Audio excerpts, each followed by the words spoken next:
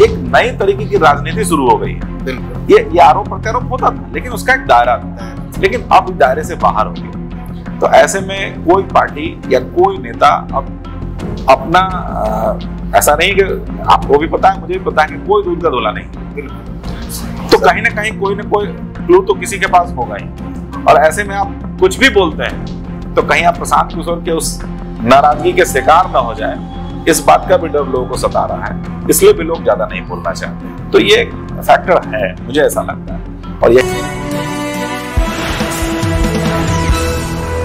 नमस्कार, मैं दीपक विशाल और आप देख रहे हैं द बिग न्यूज 9। बिहार की चुनाव बहुत जल्द होने वाली है। चुनाव आयोग ने इसकी एक झलक दिखा दी है, लेकिन उसके साथ ही बिहार में राजनीतिक सरगर्मी काफी तेज हो गई है। राजनीतिक पार्टियों में हलचलें तेज हो गई है, लोग का पटना आना जाना शुरू हो गया है।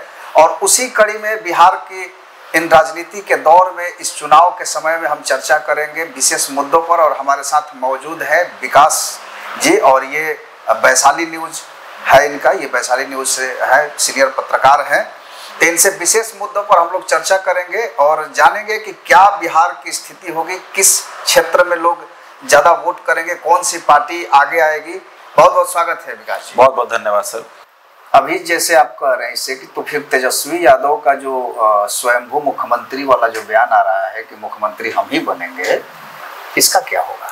देखिए, ये तो उनके गठबंधन का मामला है, वो क्या करेंगे नहीं करेंगे, लेकिन तेजस्वी यादव स्वयंभू मुख्यमंत्री की बात जरूर कर रहे हैं, लेकिन उनके गठबंधन के तमाम लोग इस बात पे बहुत यही खुल के नहीं बोल रहे हैं। बिहार में अभी और मैं आपको एक और चीज, जो पिछले दिनों जो राहुल गांधी ने बिहार में यात्रा निकाली, उस यात्रा में तमाम दलों के लोग थे, तेजस्वी यादव भी थे, काफी मुखर होके थे, लेकिन उस पूरी यात्रा का रिजल्ट क्या आया?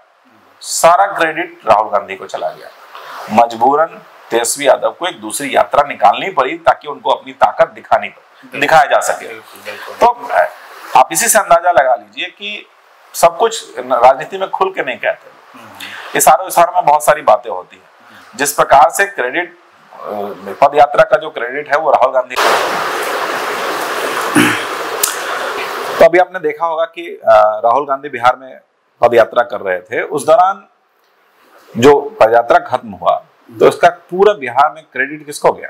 राहुल गांधी को। और जबकि इस पार्टी में तमाम लोग शामिल थे, तेजस्वी यादव खुद, वीआईपी के सुप्रीमो भी शामिल, तमाम जो महागठबंधन के लोग हैं वो तमाम लोग शामिल थे। बावजूद इसके सिर्फ और सिर्फ इसका क्रेडिट चला गया राहुल गांधी को। ऐसे में तेजस्वी यादव को एक नई यात्रा निकालनी पड़ी ताकि उनको भी अपना ताकत दिखाना जरूरी था, मजबूरी था कह सकते हैं, क्योंकि तो स्वाभाविक बात है कि बड़ी पार्टी है, उनको करना तो पड़ेगा।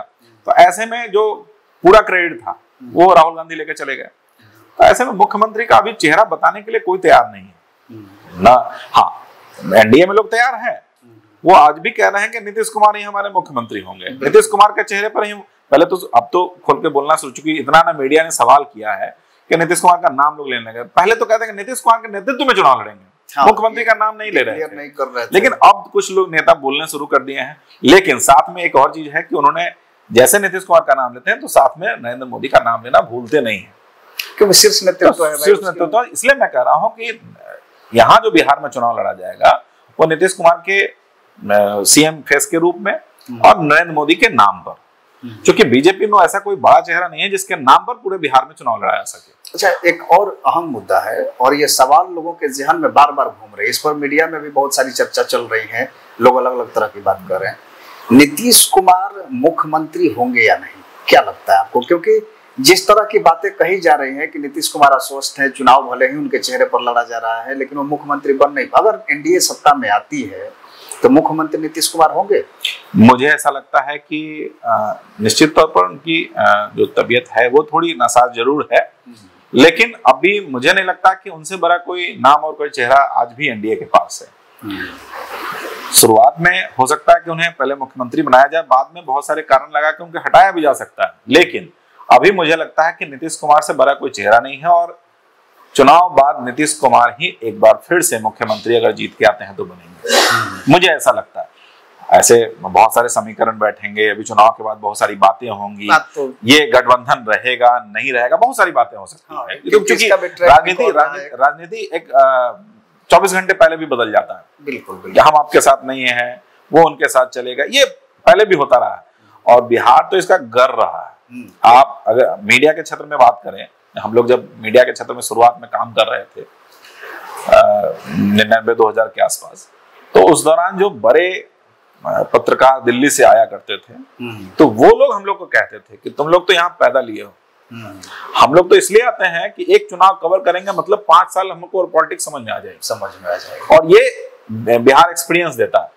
तो यहाँ के पॉलिटिशियन क्या दे सकते हैं इसका अंदाजा तो आपको भी है, हमको भी। और भी नीतीश कुमार जिनके बारे में लालू यादव पता नहीं क्या क्या कहते हैं आज भी। लालू प्रसाद जी जिस प्रकार से उनको कई सारे अलंकार से नवाज चुके हैं, तो ऐसे में आप समझ सकते हैं कि किस प्रकार की पॉलिटिक्स यहाँ हो सकती है।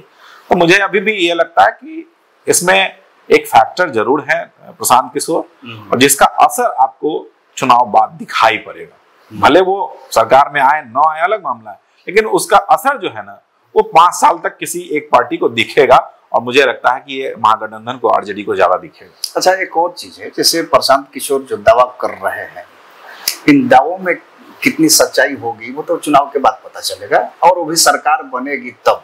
क्योंकि एक कहावत ये भी है कि कहने को तो हम ये भी कह देंगे कि चांद तारे ला देंगे अगर पूरे पृथ्वी पर पानी भर जाए तो जी। तो ऐसा बोल दिया जाए कि जो पॉसिबल ही नहीं होगा तो हमको करना भी नहीं पड़ेगा। जैसे शराबबंदी कानून को लेकर के कहते हैं, या फिर ये कहते हैं कि छठ के बाद अगर बिहार के युवाओं जो वापस आओगे तो वापस जाने की जरूरत नहीं पड़ेगी। तो ये सब दावा आपको क्या लगता है कि ये कितना जमीनी स्तर पर चीजें मतलब पोलराइज कर पाएंगी वोटर को, या फिर कितना इसका असर पड़ पाएगा? देखिए, पलायन को लेकर के जो उन्होंने बात कही या शराबबंदी को, शराबबंदी बहुत बड़ी परेशानी नहीं है। मुझे तो लगता है कि अगले चुनाव के बाद बिहार में चाहे प्रशांत किशोर रहे या किसी और की सरकार रहे, मुझे ऐसा लगता है कि शराबबंदी को खत्म कर देना चाहिए, मेरे ख्याल से भी। अब भले ये कह रहे हैं कि हम 1 घंटे में खत्म करेंगे, ये दूसरी बात है, बिल्कुल। लेकिन किसी की भी सरकार आए, आज बिहार में टूरिज्म पर उसका प्रभाव पड़ा है, बहुत सारे फूड सेक्टर में प्रभाव पड़ा है, रेस्टोरेंट सेक्टर में प्रभाव में जो है तो प्रभाव पड़ा है। कई सारे मीटिंग्स जो है, सबसे ज्यादा प्रभाव पड़ा है रेवेन्यू पे, रेवेन्यू युवाओं पर जो सूखा नशा की तरफ जा रहा है। बिल्कुल। तो सूखा नशा जो है, अब हम उड़ता पंजाब की बात करते हैं, उससे ज्यादा स्थिति खराब बिहार की होती जा रही है। और अब तो टाउन तो छोड़िए, सिटी बड़े शहरों को तो छोड़िए, छोटे छोटे शहर और कस्बों में ये स्थिति शुरू हो गई है। मैं आपको बता दूं, मैं हाजीपुर से आता हूँ। मैं हाजीपुर के आसपास के इलाकों में, जहां तक मुझे जानकारी है, आप नदी किनारे का तमाम क्षेत्र अगर चले जाएं, चूंकि हाजीपुर जो है गंगा गंडक दोनों से, दियर नहीं, टाउन की बात कर रहे हैं। अच्छा, शहरी क्षेत्र। हाँ, शहरी क्षेत्र में आप चले जाएं तो आपको शाम होते नशा करते हुए लोग दिख जाएंगे, सूखा नशा करते हुए बच्चे, छोटे छोटे बच्चे। उसके कारण क्राइम बढ़ा है, बहुत सारी चीजें और भी बढ़ी हैं। लोग घर का जो घर में चोरी बच्चे करने लगे हैं। तो ये सब चीजें आम हो गई है, लोग इसके लिए परेशान हैं, प्रशासन से शिकायत भी करते हैं, प्रशासन पकड़ती भी है, लेकिन इतना छोटे बच्चे होते हैं कि बहुत कुछ कर नहीं पाती है। तो ये परेशानी तो है, अभी दिक्कत तो होगी। मूल मुद्दा यही था कि प्रशांत किशोर क्या असर कर पाएंगे। प्रशांत किशोर असर नहीं करेंगे। प्रशांत किशोर चुनाव बाद किसी एक पार्टी को खटकेंगे, असर नहीं करेंगे, खटकेंगे वो। अच्छा, लालू यादव का जब जिक्र आ रहा था तो एक सवाल ये भी है कि उनके बड़े सुपुत्र तेज प्रताप जी, जो कि एक नई पार्टी का गठन करते हैं, परिवार ने उनको निकाला, तो ये महुआ से दावा कर रहे हैं। महुआ एक तरह से देखा जाए तो आरजेडी के लिए नाक की बात हो जाती है। ऐसे में तेज प्रताप अगर 10 सीट पर भी चुनाव लड़ते हैं, 15 सीट पर भी लड़ा, हालांकि उन्होंने तो कहा मैं 243 सीट पर चुनाव लड़ूंगा गठबंधन करके अलग अलग पार्टियों से, लेकिन अगर ये 10 सीट पर भी चुनाव लड़ते हैं तो क्या लगता है कि ये भी आरजेडी को नुकसान पहुंचाएंगे? वो प्रशांत किशोर के छोटे भाई के रूप में नजर आएंगे आपको। जो स्थिति है, निश्चित तौर पर उनका अपना निजी कोई जनाधार नहीं है। वो लालू प्रसाद यादव के पुत्र होने का जो एक आधार है, वही उनका जनाधार है। और उससे अलग होकर के वो थोड़ा बहुत डैमेज जरूर कर सकते हैं, वो भी पार्टी के जो पुराने वर्कर हैं उनके कंफ्यूजन को लेकर के, उनको कंफ्यूज करके, लेकिन बहुत कुछ बिगाड़ नहीं पाएंगे। हाँ, ये है कि आरजेडी को उससे नुकसान थोड़ा बहुत जरूर होगा। मैंने इसलिए तो कहा कि वो प्रशांत किशोर के छोटे भाई नजर आएंगे। अगर एक सीट पर 5,000, 4,000, 2,000 भी वोट काट देते हैं और इसका लाभ बीजेपी बहुत आसानी से उठाएगी, एनडीए को फायदा हो जाएगा। तो तेज प्रताप भी एक तरह से कहीं ना कहीं महागठबंधन को नुकसान पहुंचाने वाले हैं। लेकिन इन सब के पीछे मैं आज भी कह रहा हूं, मुझे ऐसा लगता है, मैं दावा नहीं कर रहा, लेकिन मुझे ऐसा लगता है कि इन तमाम खेल के पीछे जो एनडीए का मास्टरमाइंड है वो हो सकते हैं, और बीजेपी का खेल भी ये हो सकता है। अभी जैसे कुछ चर्चा चल रही थी, जो राजनीतिक गलियारों में जिस तरह की चीजें चलती रहती है, अशोक चौधरी को लेकर के जो उस घोटाले की बात कही गई कि इन्होंने जमीन खरीदी 500 करोड़ 600 करोड़ की। हालांकि दावा ये सिर्फ प्रशांत किशोर कर रहे हैं और जेडीयू उससे पीछा छुड़ा रही है। ये भी आपने देखा हो कि जेडीयू के कोई भी नेता इस पे बोलने से बचते हैं, क्योंकि जेडीयू के बड़े नेता में से माने जाते हैं अशोक चौधरी। बिल्कुल, आज के डेट में उनका कद जेडीयू में अच्छा खासा है, उसके बावजूद भी जेडीयू सामने नहीं आ रही है और सीधे आरोप जो है वो मढ़ देती है कि जिस पर लगा है वही सफाई दे। इसका क्या मतलब हो सकता है कि क्या अशोक चौधरी का भी कद को गिराने की कोशिश की जा रही है? कहीं ना कहीं कद गिराने की नहीं, पहले तो अपना दामन बचाने की कोशिश की जा रही है। पहला तो ये है, तमाम पार्टियां, बीजेपी भी खुल करके ना सम्राट चौधरी के बारे में बोल रही है, ना मंगल पांडे के बारे में बोल रही है, ना दिलीप जायसवाल के बारे में बोल रही है, ना संजय जायसवाल के बारे में बोल रही है। उसी प्रकार जदयू भी अशोक चौधरी के बारे में बहुत कुछ खुल के बोलना नहीं चाहती है, और इसलिए भी नहीं बोलना चाहती है कि जिस प्रकार से एक पूर्व में नेताओं का या राजनीतिक पार्टियों का या राजनीतिक जो दल के लोग बड़े नेता हैं, उनकी एक मर्यादा थी कि हम आपके खिलाफ नहीं बोलेंगे, इस लेवल पर जाके आप हमारे खिलाफ नहीं बोले। लेकिन इस मिथ्या को इस बार प्रशांत किशोर ने तोड़ दिया। पहले बीजेपी ने तोड़ा, लेकिन वो एक लेवल तक तोड़े, लेकिन इन्होंने तो पूरा ओपन ही कर दिया आपको। तो उसके बाद जनता सोचे कि करना क्या है, तो एक नई तरीके की राजनीति शुरू हो गई है। बिल्कुल, ये आरोप प्रत्यारोप होता था, लेकिन उसका एक दायरा था, लेकिन अब दायरे से बाहर हो गया। तो ऐसे में कोई पार्टी या कोई नेता अब अपना ऐसा नहीं कि आपको भी पता है, मुझे भी पता है कि कोई दूध का धुला नहीं है। बिल्कुल, तो कहीं ना कहीं कोई ना कोई क्लू तो किसी के पास होगा ही, और ऐसे में आप कुछ भी बोलते हैं तो कहीं आप प्रशांत किशोर के उस नाराजगी के शिकार न हो जाए, इस बात का भी डर लोगों को सता रहा है, इसलिए भी लोग ज्यादा नहीं बोलना चाहते हैं। तो ये फैक्टर है, मुझे ऐसा लगता है, और यही कारण है कि लोग प्रशांत किशोर से डरे हुए हैं।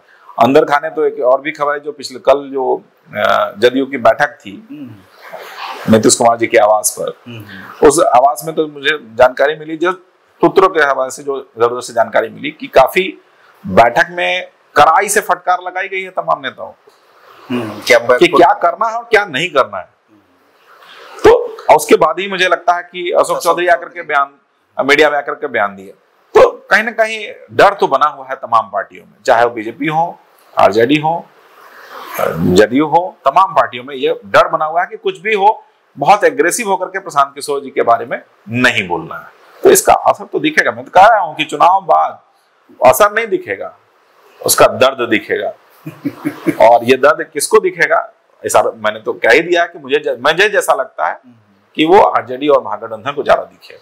चलिए, दर्द जहां भी दिखे, हम लोग को तो लगातार चर्चा करते रहना है, और इस बिहार की चुनावी रण में कौन जीतेगा कौन हारेगा, इन तमाम चीजों का हम लोग लगातार दिखाते रहेंगे। फिलहाल जनता सब कुछ जानती है, और जनता को ही तय करना है कि कौन सही कौन गलत, कौन जिताए, किसको जिताएगी, किसको हराएगी। फिलहाल दीजिए इजाजत हम लोगों को, और हम ऐसे ही तमाम चीजों को लेकर के आते रहेंगे आपके सामने। आप देखते रहिए बिग न्यूज़ 9। बहुत बहुत धन्यवाद।